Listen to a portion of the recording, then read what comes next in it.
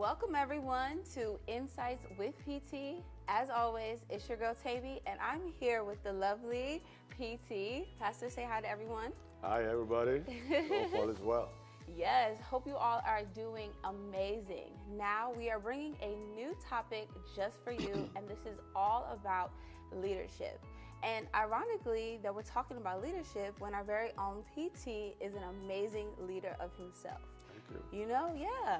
He's raised people up to start their own churches, even young leaders as well too. So kudos to you, Pastor, for just showing the next generation how and what, the ins and outs about leadership even. And he dedicates, I feel like you dedicate a lot of time talking about leadership. Isn't that right? Yeah, because I've always believed that leadership is everything. Like people say, everything rises and falls on leadership. If there's any major problem today in the world, it's lack of good leadership. And especially where I come from in Africa, if you can get good leaders, leaders with vision, and to be able to galvanize the people to move toward the vision, I believe things will get much, much better than it is now. So it's important. Leadership is important. It's important in the home. If you are married, leadership is important. You have kids, leadership is important. Yeah. So there's no area of life that leadership is not, important. So we can bring it to book in every area of life, and I believe that it will help, in going forward. Amen to that. All right, PT, you ready? Yeah. Let's do it. So, first question is, what has inspired your leadership journey? With mine, I think it was something that I stumbled on. When the church started, and that was 27 years ago, there were so many challenges that I was facing, not just as an individual, but as a leader leading, people. Yeah. There were a lot of things that people were saying and they were doing, which I knew was not right. But then I didn't have the leadership ability, as it were, to navigate people through those challenging times. Yeah. But one day I was traveling and I saw at the airport a book by John Maxwell, 21 Irrefutable Laws of Leadership. Yeah. And I began to read it, and I found out that most of the things I was dealing with, they were in there. So I bought the book. And on the plane to where I was going, I went there for a retreat.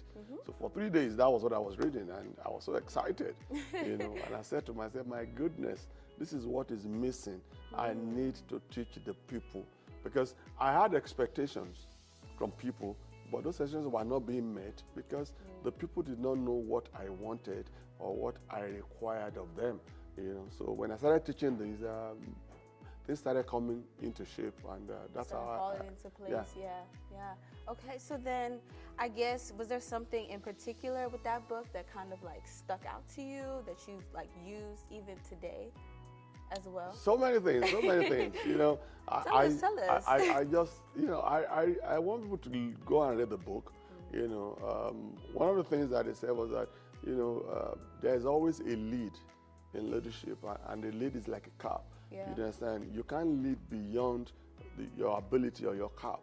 You understand? And you can't take people to where you have not been yourself as a leader. When I saw that, I started asking myself, what are the leads, stopping me from being the person that I'm supposed to be as a leader? You understand? And then he talked about some other aspects of leadership, that people follow you because of who you are. People follow you for what you believe in. People follow you for what they believe that you have impacted their lives with. So I made up my mind that, I have to impact people's lives. That when people come in contact with me or with anyone, they need to leave saying, that guy said something, and this that he said has helped me, or it will help me to navigate what I'm going through. Yeah. So the book is a It's very good amazing. book. Yeah. And I know many people out there, even our viewers, can basically say that PT has impacted them with their words as well too. Even me too. Even at my young age, I feel like you've definitely impacted me in some ways here and there. So I guess my next question would be: did you always know that you were meant to be a leader? And then do you believe in the ideology of good leaders are born versus good leaders are shaped? If I take the second one first, every leader is born. Do you understand? We are all born. You know? Yeah.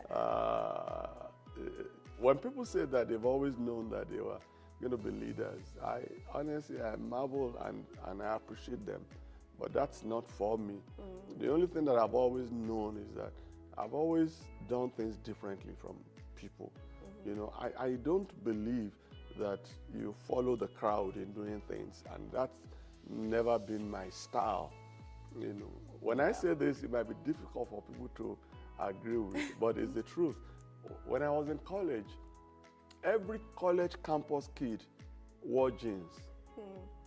Okay. I never wore jeans on campus. Stop lying. I'm telling you. What? Yeah. I was always in slacks, pants like this. Really? I'm telling you. Because I just made up my mind I was going to dress very smart and very nice. Not that when you wear jeans you are not smart or nice, but like I said, I don't follow the crowd. You understand? That's always been me. Yeah. You know.